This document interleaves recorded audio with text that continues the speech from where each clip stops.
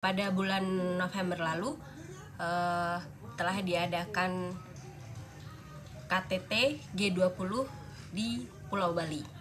Untuk pertama kalinya Indonesia memegang presidensi Group of 20, dan ini adalah forum kerja sama antara 20 ekonomi utama di dunia. G20 adalah forum internasional yang fokus pada koordinasi kebijakan di bidang ekonomi dan pembangunan. Anggotanya terdiri atas 19 negara dan satu kawasan. Berdiri pada tahun 1999, G20 lahir sebagai respon atas krisis ekonomi dunia pada tahun 1997 sampai 1998. Tujuan dari KTT G20 ini adalah untuk memastikan dunia keluar dari krisis dan menciptakan pertumbuhan ekonomi global yang kuat dan berkesinambungan. Last November, the G20 summit was held in Bali. For the first time, Indonesia holds the presidency of the Group of 20, and it's a forum for cooperation between the world's 20 major economies.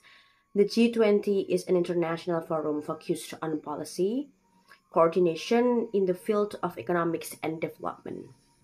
It consists of 19 countries in one region. Established in 1999, the G20 was born in response to the world economic crisis in 1997 until 1998. The goal of the G20 is to ensure the world is out of crisis and create strong and sustainable global economic growth. Dan pada saat ini, dunia telah kembali berada pada masa krisis akibat pandemi COVID-19. G20 memiliki kapasitas untuk mendorong pemulihan. Untuk itu, sebagai presidensi G20, Indonesia mengusung semangat pulih bersama dengan tema Recover Together, Recover Stronger. Yang tema ini diangkat oleh Indonesia menimbang dunia yang masih dalam tekanan akibat pandemi COVID-19.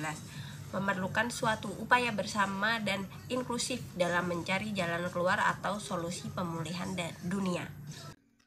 At this time, the world is attacked by the crisis due to the COVID-19 pandemic. The G20 has the capacity to drive recovery. For this reason, as the G20 presidency, Indonesia carries the spirit of recovery together with them.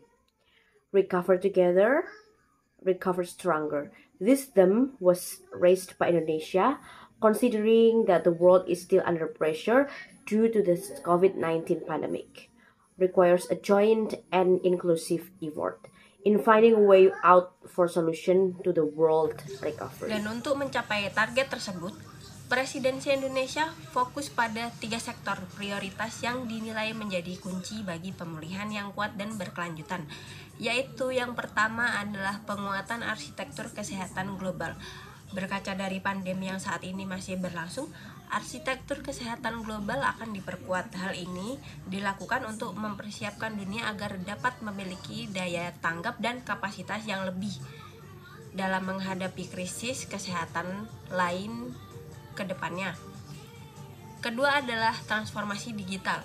Transformasi digital menjadi salah satu sumber pertumbuhan ekonomi yang baru. Untuk itu, Presidensi Indonesia akan berfokus kepada peningkatan kemampuan digital dan literasi digital guna memastikan transformasi digital yang inklusif dan bisa dinikmati oleh seluruh negara. Yang ketiga adalah transisi energi.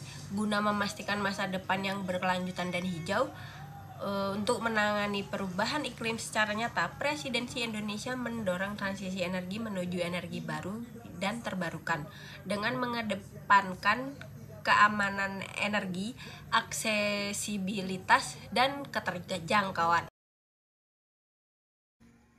The focuses are on 3 priority sectors that are considered by the key to a strong and sustainable recovery.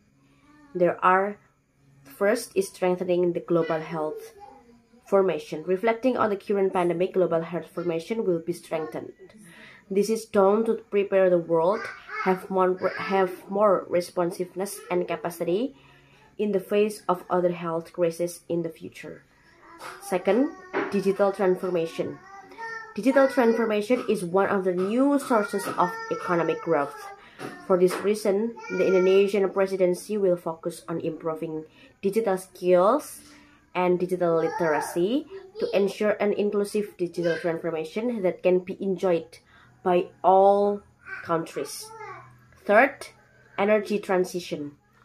To ensure a sustainable and green future to cure the climate change, the Indonesia presidency encouraged the energy transition and renewable energy by prioritizing energy security, accessibility, Dalam and berbagai affordability. kesempatan, Presiden Joko Widodo menekankan bahwa inklusivitas ini adalah prioritas kepemimpinan Indonesia di G20 untuk mewujudkan Leave No One Behind. Dan visinya adalah presidensi G20 yang bermanfaat bagi semua pihak, termasuk negara berkembang, negara pulau-pulau kecil, serta kelompok rentan, dan tidak hanya demi kepentingan anggota G20 itu sendiri. Untuk itu, Indonesia pun memberikan perhatian besar kepada negara berkembang di Asia, Afrika, Amerika Latin, termasuk negara-negara kepulauan kecil di Pasifik dan Karibia. Selain refleksi spirit of inclusiveness, hal ini juga memberikan representasi yang lebih luas kepada G20. Terdapat 9 negara undangan pada presidensi G20 di Indonesia, yaitu adalah Spanyol, Uni Afrika, Ketua Agensi NEPAD, Ketua ASEAN, Belanda, Singapura, Emirat Arab, Ketua dari Caribbean Community, dan Ketua Pacific Island Forum. On various occasions, President Joko Widodo emphasized that this inclusivity is a priority for Indonesia's leadership in the G20 to realize Leave No One Behind. His visions are developing countries, small island nations, and vulnerable groups, and not just for the benefit of G20 members themselves. For this reason, Indonesia also pays great attention to developing countries in Asia, Africa, Latin, including small island countries in the Pacific of Caribbean. In G20, there are 9 invited countries or guests. There are Spain, Chairman of the African Union, Chairman of NEPAD, Chairman of ASEAN, Netherlands, United Arab Emirates, Chairman of the Caribbean Community, and Chairman of the Pacific Island Forum. G20. Di dalam G20 terdapat 2 pilar pembahasan, yaitu pilar keuangan yang disebut Finance Track, yang kedua adalah pilar Sherpa Track yang membahas isu-isu ekonomi dan pembangunan non-keuangan. Setiap pilar dimaksud memiliki kelompok kerja yang disebut working groups. Selain kedua track di atas juga terdapat engagement groups, yaitu 10 kelompok komunitas berbagai kalangan profesional yang mengangkat berbagai topik pembahasan. G20 flow and meetings. In the G20, there are 2 pillars of discussions. The financial pillar called the finance track. The second is the Sherpa track pillar, which discusses economic issues and non-financial development. Each of these pillars has functionary called working groups. In addition to the 2 tracks above, there are also engagement groups, which are 10 communities group of various professional circles, which raises various topics of dari discussion. presidensi G20 ini untuk Indonesia adalah dengan berbagai kegiatan sepanjang tahun tersebut, tentu terdapat banyak manfaat strategis dari presidensi G20.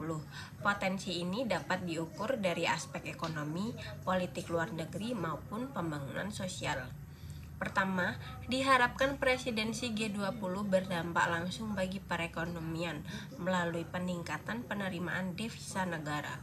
Kedua, di bidang politik sebagai ketua G20, Indonesia dapat mendorong kerjasama dan menginisiasi hasil konkret pada ketiga sektor prioritas yang strategis bagi pemulihan. Ketiga, di bidang pembangunan ekonomi dan sosial berkelanjutan, presidensi G20 menjadi momentum untuk menunjukkan bahwa Indonesia is open for business. Benefits of the G20 presidency for Indonesia. There are many strategic benefits of the G20 presidency. This can be measured from economic, foreign policy, and social development aspects. First, it's expected that G20 presidency will have a direct impact on the economy through increasing the country's foreign exchange receipts. And then, second, in the political field, as the chairman of G20, Indonesia can encourage cooperation and initiate concrete results in all three priority sectors, which are strategic for recovery. Third, in the field of sustainable economic and also social development. The G20 presidency is a momentum to show that Indonesia Diharapkan is hal open ini for business. berpeluang menciptakan multiplier effect bagi perekonomian daerah karena berkontribusi bagi sektor pariwisata, perhotelan, transportasi, dan ekonomi kreatif, serta UMKM lokal.